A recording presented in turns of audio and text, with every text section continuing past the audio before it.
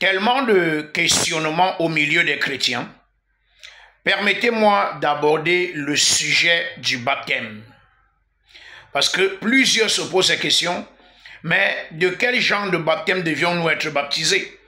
Il y a quelqu'un qui m'a dit, j'ai été baptisé à l'église catholique, est-ce que je dois me faire rebaptiser?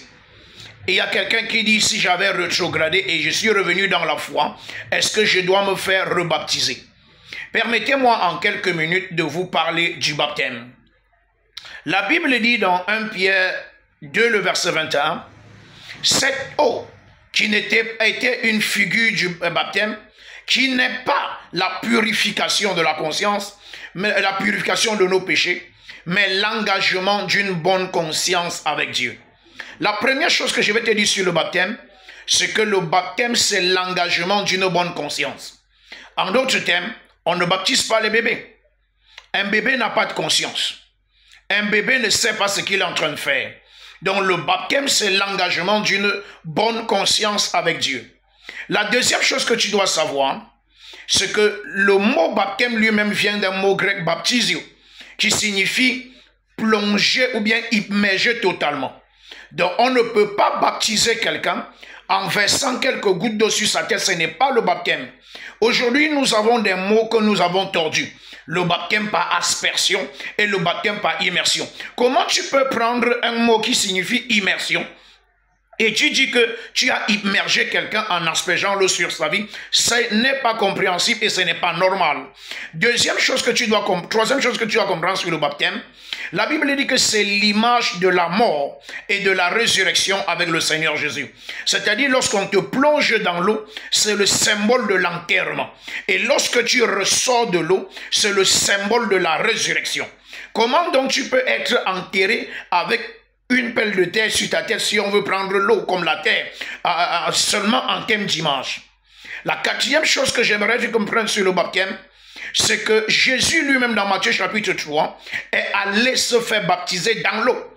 Alors si Jésus est entré dans l'eau en disant à Jean-Baptiste, laisse faire, il est convenable que nous accomplissions ainsi ce qui est écrit. Toi tu es qui pour ne pas entrer dans l'eau si le maître lui il est entré dans l'eau? Regarde dans le livre des Actes le chapitre 8. Actes des Apôtres le chapitre 8. Lorsque l'eunuque éthiopien est venu à Jérusalem pour adorer, et il était sur le chemin pour rentrer, quand le Saint-Esprit transporte Philippe pour aller à sa rencontre, qu'est-ce qui se passe là-bas? La Bible dit, il monta dans le char et il demanda à l'eunuque, est-ce que tu comprends ce que tu lis? L'eunuque était en train de parcourir le livre d'Ésaïe, où Ésaïe parle de Jésus, en disant que c'est pour nos péchés qu'il est mort, c'est pas sa maîtrise que nous sommes guéris. Nos péchés sont tombés sur lui. Et pendant qu'il s'était dans le char à avancer, l'eunuque, ils ont traversé de l'eau. Et l'eunuque dit à Philippe, voici de l'eau. Qu'est-ce qui empêche que je sois baptisé? Et la Bible dit, tous deux descendit dans l'eau. Et l'eunuque se fit baptiser par Philippe.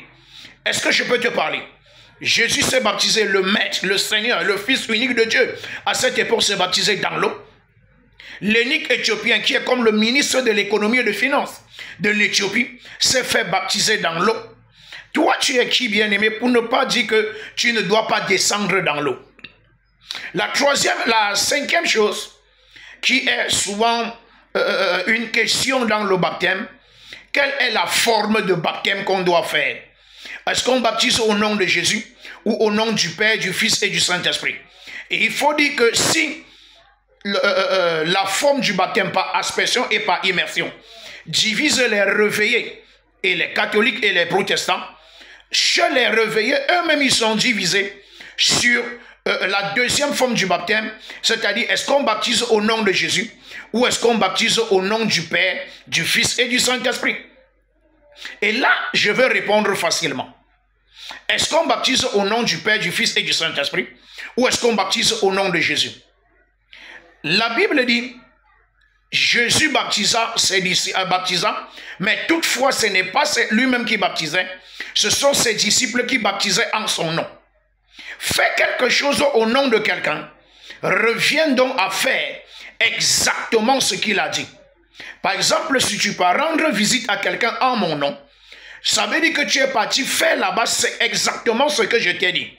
Or, qu'est-ce que le Seigneur Jésus a dit? Allez dans le monde entier et faites de toutes les nations mes disciples, leur enseignant à observer tout ce que je vous ai enseigné, les baptisant au nom du Père, du Fils et du Saint-Esprit.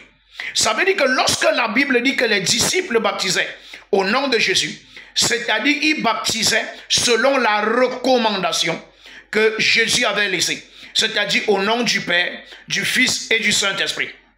Et même pour sortir de là, que tu baptises au nom de Jésus, ou que tu baptises au nom du Père, du Fils et du Saint-Esprit, il n'y a aucune différence.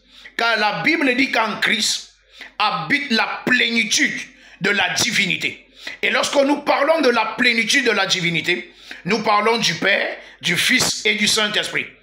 En d'autres termes, l'Église se divise pour rien.